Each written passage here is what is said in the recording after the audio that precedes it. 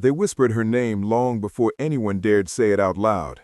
No medals, no headlines, just a shadow moving through the fire. Inside the briefing tent, the Marine colonel leaned forward, voice like steel. "Your call sign." She didn't flinch. She didn't even breathe. When the word finally left her lips, it cut the silence in half. Iron Veil. For a moment, everything stopped. Pens, boots, even the generator outside. The colonel froze. He had trained himself not to fear anything with a pulse. Then he heard a name that moved without one. You're watching the Storyscape. Before we dive in, where are you watching from tonight? Drop your city or country in the comments. It's always powerful to see how far these stories travel across the world. She came from a place where nothing ever changed, where the horizon was so flat you could watch a dog run away for 2 days. Small towns didn't forgive silence. They punished it. Teachers called her serious. Classmates called her strange. She never fought back, never laughed loud, never explained herself. But people sense weight they can't name, and they whispered hers more often than they spoke it. The house she grew up in carried that same hush. Her brother had been the voice, the bright one, the dreamer who swore he'd wear a uniform and come back a hero. She idolized him until the day 2 Marines stood at the front door with a folded flag. From then on, dinner became a ritual of silence. Her mother cried less. Her father drank more. And she just stopped being a child. She didn't run to rebellion or distraction. She ran to resolution. By 18, she had decided she would finish what he couldn't. So she walked into the recruiter's office on a rainy afternoon, jaw set. The man looked over, certain she would break. "The Marines aren't for everyone," he said flatly, "especially not for girls from farm towns who've never seen real struggle." She didn't argue. She didn't smile. Only signed. She wasn't there to prove him wrong. She was there because she couldn't afford to quit. Boot camp didn't care about your past. It only cared how fast it could break you. The drill instructors circled like wolves, tearing into her sighs, her silence, her every mistake. Recruits twice her weight begged for mercy. She never begged. She absorbed it. Each insult sank in like rain into stone. She stopped noticing when her muscles shook. She only noticed when they stopped. On the range, recruits trembled, jerking their triggers. She breathed slow, squeezed steady.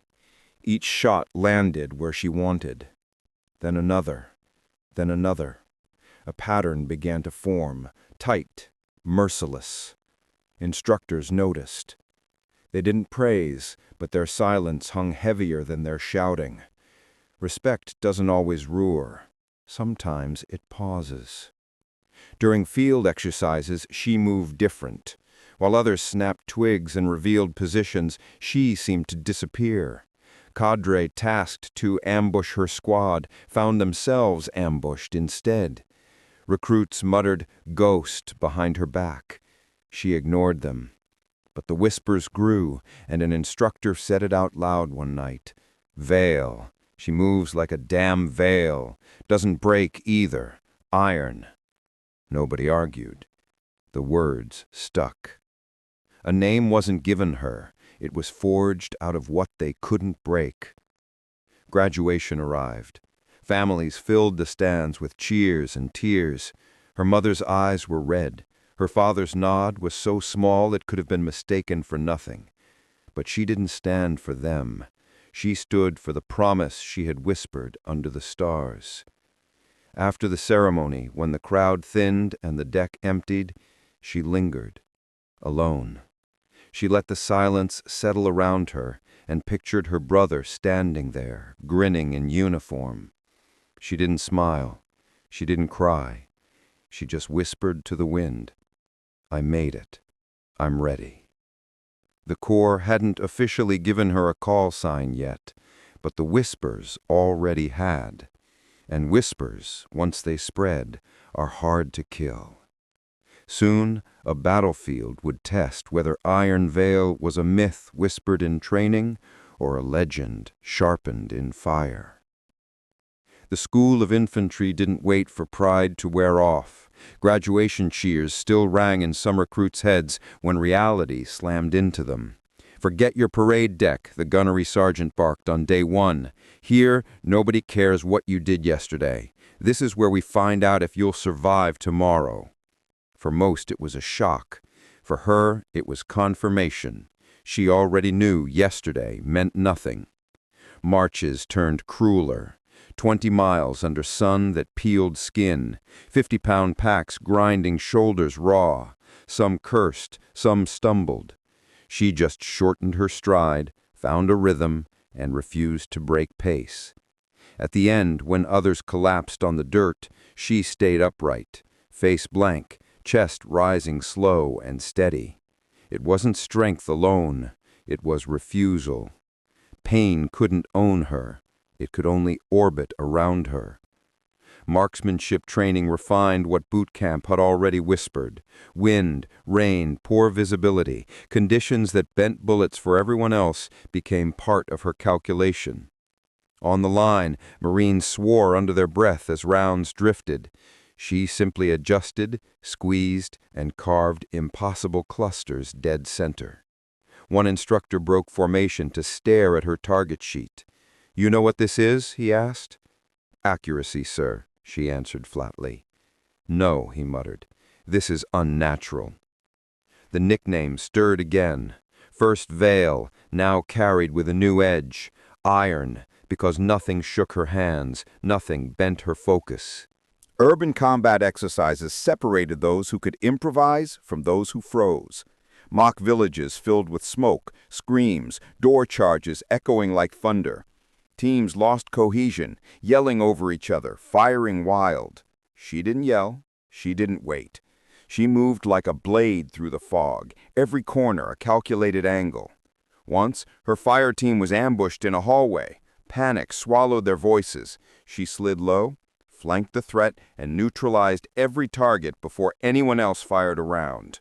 The instructor's face darkened. "Who gave you permission to move?" "No one, sir." "You're supposed to follow orders." "I followed the mission, sir." He stared at her long enough that the room felt it.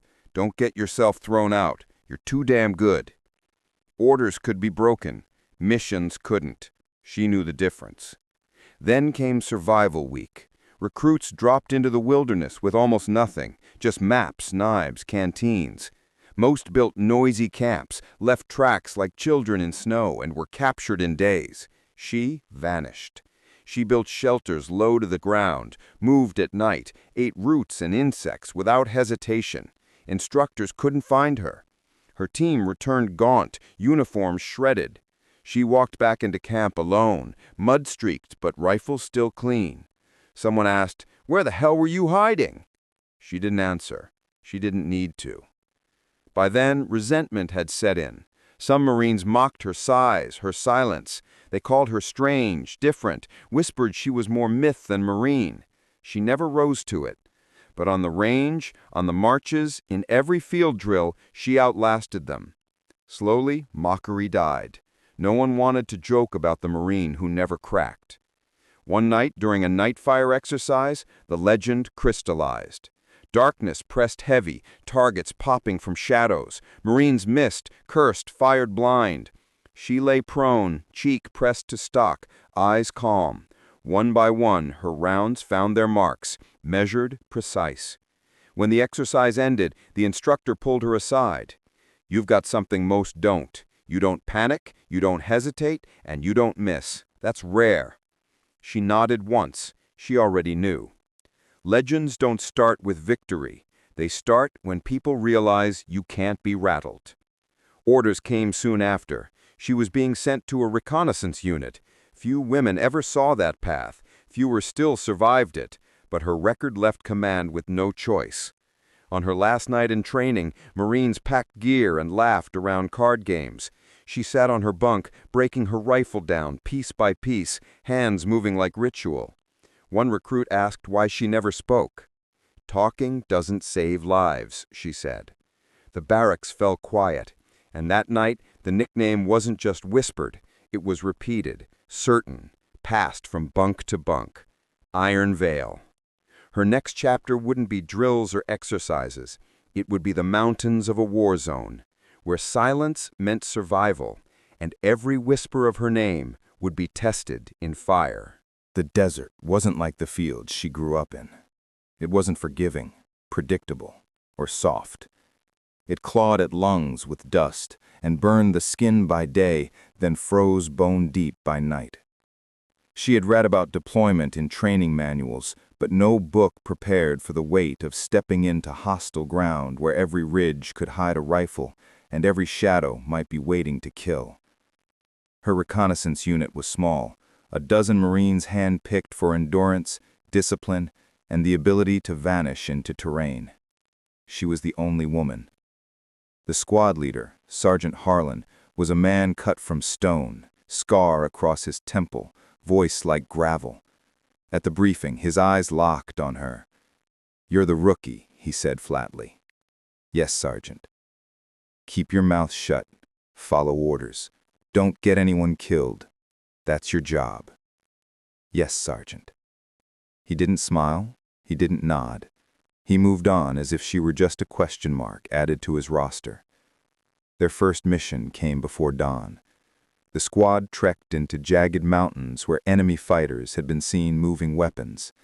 Villages nearby were silent. Windows shuttered. Children staring with wide, unblinking eyes. No trust. No welcome. Just the feeling of being watched. The squad moved in silence, boots crunching against loose rock. She kept her breathing measured, senses stretched thin like tripwire. Every shadow, every flicker of motion pressed against her awareness. Halfway through the patrol, Harlan raised a fist. Halt.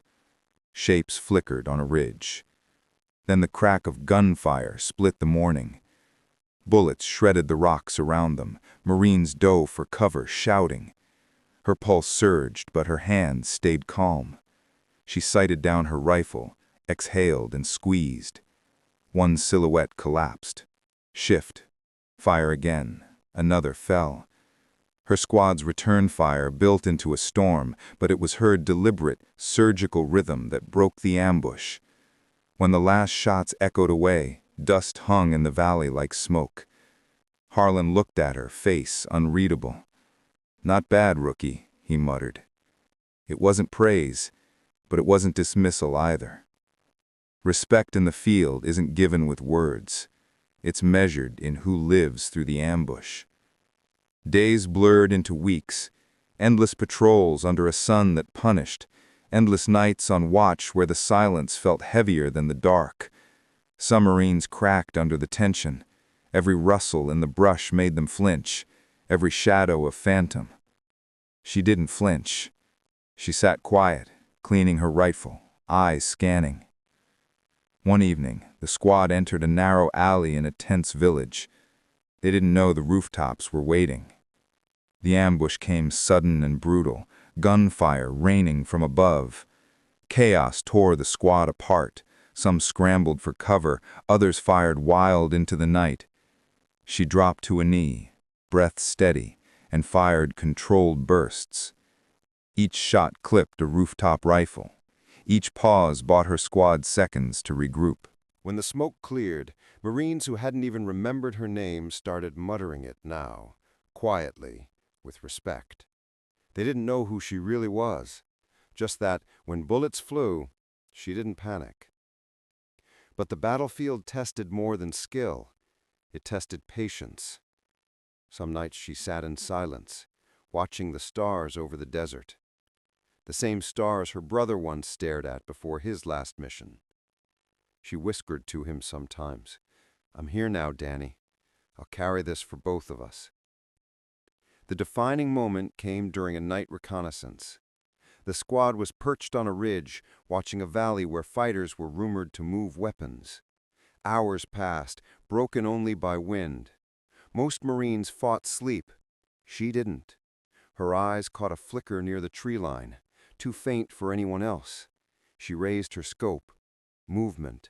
A dozen fighters crawling toward their position. "Contact. 12 o'clock," she whispered into the radio. Harlan swore under his breath. "Open fire." The firefight exploded. Tracers cut through darkness, sparks bouncing off rock. Marines shouted, scrambling.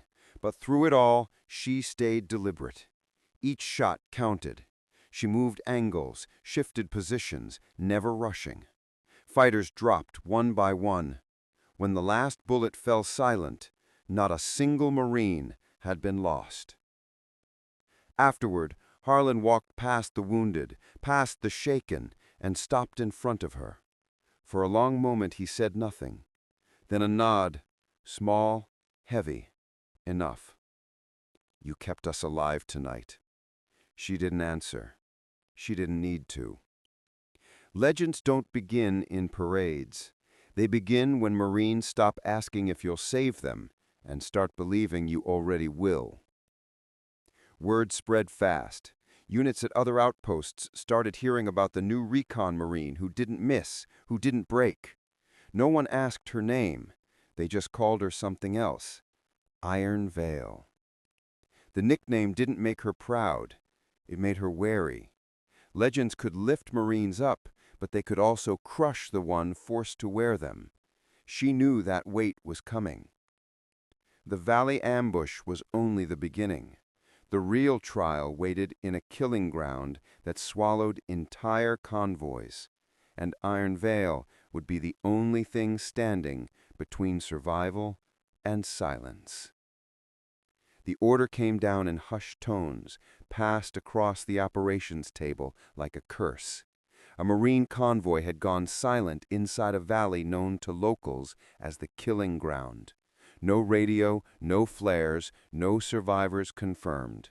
Just smoke spotted on the horizon and silence where men should have been. Even hardened officers hesitated when the map showed that narrow cut between mountains. Everyone knew the ridge lines were built for ambush. But Harlan's recon squad was assigned anyway. Extraction and confirmation, he growled in the briefing tent. We go in, find our people, and bring them back. No heroics. If it's hot, we fight our way out. His eyes landed on her. He didn't say her name. He didn't need to. Everyone in the room had heard the whispers. Iron Veil. They moved before dawn, shadows long against jagged stone. The valley walls rose around them like jaws closing on prey. Each step echoed too loudly. Each gust of wind carried the suggestion of movement. Her senses burned at full stretch. Every rock, every shadow a possible muzzle flash. Halfway through, the first shot cracked. A sniper's round screamed against the cliff, shards of stone biting into Harlan's cheek. The squad dove for cover. Then the valley erupted. Fighters poured fire from ridges above, muzzle flashes strobing across rock. The convoy ahead was a graveyard of armored vehicles, blackened and smoking. Marines inside had never stood a chance. Pinned on the valley floor, the squad returned desperate fire, but the high ground gave the enemy the advantage. Rounds shredded their cover, dust choking lungs. "They're trying to box us in," a Marine shouted, panic ripping his voice. She pressed her cheek to the dirt, eyes flicking across ridges. She wasn't panicked, she was calculating. Angles, gaps, exposures the enemy thought invisible. She saw the one path no one else dared to take. Without a word, she moved. She didn't run from fire. She ran through it. "Where the hell is she going?" a corporal barked as she crawled low across open ground, bullets hissing inches from her back.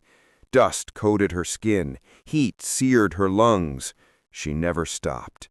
She scaled the slope, fingers clawing rock, until she vanished into shadow. Above, fighters reloaded and laughed, certain the trap was closed. Then the first of them dropped. A single shot. Then another. Then two more in quick sequence. Confusion spread.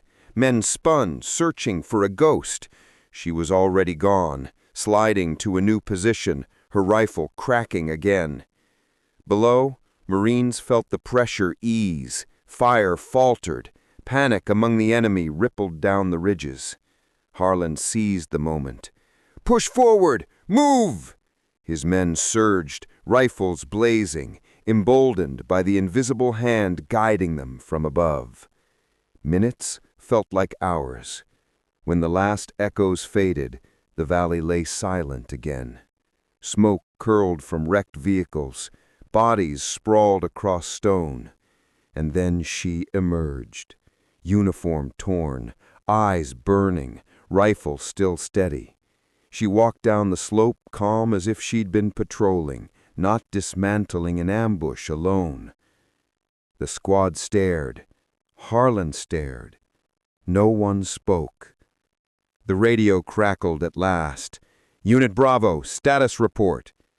Harlan swallowed hard, lifted the handset. "Mission complete. Valley secure. No Marine left behind." Static buzzed, then a sharp voice. "How the hell did you get out of there?" Harlan hesitated. His eyes flicked to her. Before he could answer, she stepped forward, calm and steady. "Iron Veil," she said into the radio. The line went dead quiet. Legends don't wait for permission. They announce themselves in the middle of fire. Back at base, the whispers spread like wildfire. No one understood how the squad had survived the valley. Some swore they'd seen shadows moving above, striking faster than humanly possible. Others claimed it was impossible, that one Marine couldn't have broken an entire ambush.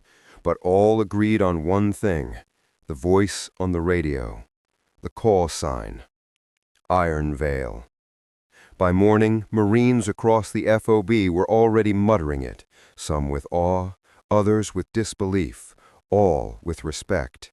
They scratched IV into rifle stocks, scrawled it on scraps of paper, even whispered it like a charm before patrol. Harlan found her sitting alone outside the barracks, stars cutting cold light across her face. He lit a cigarette, studied her for a long time. "You saved us," he said finally. She shook her head. "We all made it out together." "Don't play humble with me. You saw what no one else did. You moved when no one else could. That call sign." He exhaled smoke, eyes narrowing. "You know what it means now, don't you?" She looked up at the stars, remembering her brother, the flag folded on the mantel, and the vow she'd whispered on her porch back home. "It means they'll come home. That's all that matters." Harlan didn't argue. He just nodded once, the deepest respect he could give. The valley had given her a name, but names are dangerous. Higher command had heard the whispers too, and soon a colonel would demand to know if the myth standing in front of him was real. The valley ambush hadn't just scarred rock and wreckage, it scarred the chain of command. Official reports listed the fight as a successful extraction under heavy fire, but paperwork couldn't explain how 12 Marines walked out of a death trap designed to swallow entire convoys. What the reports didn't say, the whispers did. Iron Veil. The name spread faster than orders. Around fire barrels, replacements repeated it. In mess halls, new recruits leaned in close. "She doesn't panic. She doesn't miss. She moves like smoke." Some stories claimed she'd scaled the cliff without a rope. Others swore she was hit and kept fighting. The exaggerations didn't matter. Belief did. Myths don't need facts. They need followers. And hers was growing by the hour. For some Marines, the legend was oxygen. If Iron Veil could fight her way out of the killing ground, maybe they could survive their own ambush tomorrow. But for command, whispers were a problem. Rumors swell into expectations, and expectations kill discipline. So when word reached Battalion HQ, the colonel demanded answers. The operations tent was heavy with heat and suspicion. Maps stretched across a plywood table, pins marking choke points and supply lines. Officers murmured in clipped voices until the colonel entered. His chest carried more ribbons than most men would ever see, his face carved by decades of command. He had no patience for campfire legends. "She's here?" he asked. "Yes, sir," Harlan replied. "Bring her in." She stepped inside quietly, helmet tucked under her arm, rifle slung. The tent shifted. Conversations died mid-sentence. Even the younger captains who'd laughed at the whispers now fell silent. The colonel's eyes locked onto her, sharp and cold. He didn't ask about her record, her background, or her training. He asked the one question that mattered. "Your call sign." She met his stare without blinking. She didn't rush. She let the silence dig its claws into the room. Then she said it, calm, even, absolute. "Iron Veil." For a moment, the tent froze. The word hung in the air like a round suspended in flight. Officers glanced at each other, some with disbelief, others with unease. The colonel's jaw tightened. He'd heard the whispers 100 times, but hearing it from her lips was different. "I don't expect anything, sir. I asked. I answered." It wasn't arrogance. It wasn't defiance. It was fact, delivered like a bullet, straight, cold, undeniable. Legends aren't claimed. They're confirmed in the silence after you speak. The colonel stepped closer, his voice lowered but cut sharper. "Do you know what kind of distraction you cause? Men will believe you can't fall, and if you do, they'll fall with you." She inhaled once, steady. "Then I won't fall, sir."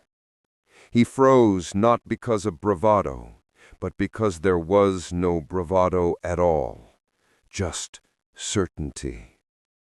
The tent rippled with unease. For the first time, officers who lived on rank and order felt something else. Doubt. Not doubt in her, but doubt in their ability to command someone who seemed carved from the very myth they'd dismissed. The colonel turned sharply back to the table, voice snapping. "We move at 0400. Dismissed." The officers filed out, muttering. Some glanced at her like she was a ghost. Others looked away, as if they might see through them. When the tent emptied, the colonel found her again outside under the desert stars. He didn't shout this time. His tone was quieter, heavier. "I thought Iron Veil was a lie, a story Marines told themselves to keep from breaking." She adjusted the strap on her rifle. "Maybe it was, sir, until it wasn't." He studied her face, the stillness in her eyes. "You're not what I pictured," he said honestly. "Sir, nobody ever does." In that moment, even he knew the truth. Iron Veil wasn't rumor anymore. She was fact. From then on, the weight shifted. She was no longer just a name whispered in shadows. She was a symbol acknowledged in command. And symbols in war can be more dangerous than weapons. The colonel began watching her differently. He didn't show favor. He was too hard for that. But he measured her input in briefings. When she spoke about terrain, he listened. When she marked an ambush point on a map, he moved pins. He never said it out loud, but everyone in the tent saw it. The colonel trusted her instincts. And that changed everything. The battalion's next orders were into a valley network more fortified than any they had faced. And this time, the colonel placed Iron Veil's unit on point, not as punishment, but as the ultimate test of whether the legend could survive the fire. The battalion rolled into the valley network at dawn, engines rumbling like thunder trapped between cliffs. Intelligence said enemy fighters had fortified the ridges for months, tunnels, snipers, IEDs hidden under gravel. Even the veterans tightened their straps twice. Iron Veil walked point, rifle ready, eyes never still. Every recruit behind her stole glances, waiting for the slightest nod, the smallest sign that she saw a way forward. They didn't say it, but their lives already rested on her silence. The first explosion came sudden and merciless. An IED tore through the column, shrapnel scything the air. Marines hit the dirt, shouts colliding with smoke. Then the ridges lit up, enemy fire pouring down in waves. Chaos threatened to drown the column. She didn't dive for cover. She rose, calm, deliberate. Her rifle barked against the storm. 3 shots, 3 fighters fell. A gap opened in the enemy line. "Left flank! Move now!" she shouted, her voice cutting through panic like steel through cloth. They obeyed instantly. Even the colonel watching from the center saw it. Men rallying not to his rank, but to her tone. Fear owns the battlefield until someone colder than fear takes command. Hours blurred into fire and smoke. Every ridge was a fight, every tunnel a trap. Twice Marines faltered, hemmed in by suppressing fire. Twice Iron Veil crawled forward alone, slipping through dust and shadow, striking from behind to silence the threat. When she returned, she carried no smile, no pride, just the next order, the next step. By dusk, the valley was theirs. Exhaustion bent shoulders, but Marines were alive, more alive than anyone had dared to hope. Around campfires that night, no one whispered anymore. They didn't need to. They looked at her, and in their silence was reverence. The colonel summoned her after the battle. Lantern light painted his ribbons dull. His voice was low, almost reluctant. "You disobeyed positions twice today." "Yes, sir." "You risked your flank to silence those ridges." "Yes, sir." He exhaled long and heavy. And because of it, 50 Marines walked out alive. For a man like him, that was more than praise. It was surrender. Respect, earned drop by drop in fire. She hadn't asked for their faith. She had dragged it out of the fire and made them carry it. In the weeks that followed, even the loudest skeptics fell silent. Sergeants who once mocked her now sought her judgment before patrol. Recruits straightened when she passed. Officers listened in briefings, not because they were told to, but because she had proven the map bent where she pointed. The call sign etched itself into helmets, into rifle stocks, into the marrow of every Marine who'd fought beside her. Iron Veil. On her last night of deployment, she stood at the edge of camp, desert stars burning above. She thought of her brother, of the folded flag back home, of the vow whispered on a porch years ago. She hadn't become a legend for herself. She hadn't carried the name for glory. She had done it so Marines could come home. When the colonel approached, he didn't bark, didn't question. He just stood beside her and said, "They'll remember you." She allowed the faintest of smiles. "Let them. I didn't do it for the stories." He nodded once, and for him that was enough. The transport lifted at dawn, carrying her away from the valley she had carved into history. But her presence didn't leave. Stories spread down every line, across every base. Some exaggerated, some understated. All carried a truth. When chaos consumed the field, when death pressed close, Iron Veil didn't break. She became the still point others survived around. And that is how legends outlive the battlefield. Carried in whispers, etched in silence, and remembered in the steady breath of those who came home because she refused to fall. Wars end, names fade, but Iron Veil was no longer just a Marine. She was proof that even in the darkest valley, one soldier's resolve could bend the impossible.